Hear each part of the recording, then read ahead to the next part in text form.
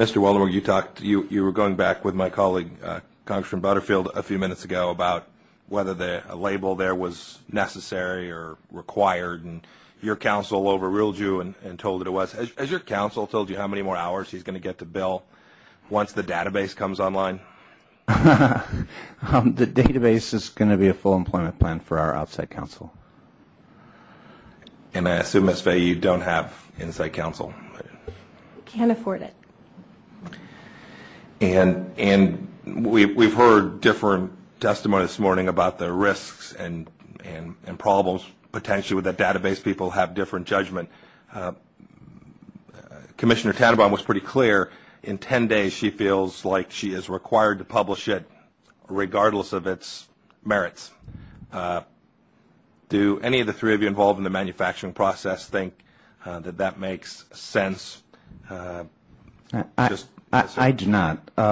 We can't evaluate the information that we're given because we're not given full access to the information.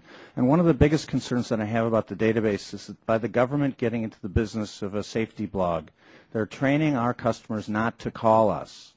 I want to talk to them directly about problems. I really want. That's actually where I was heading. I appreciate that. Do any of you ever fear that your customers, when they're not happy with your product, won't call you? That's my biggest nightmare. Certainly in our industry, Congressman, the manufacturers get lots of calls from the consumers, and they find out about information very well and very thoroughly because the consumer, when they call, usually has the model number, they have the exact information in front of them, and that's the best way to get the information.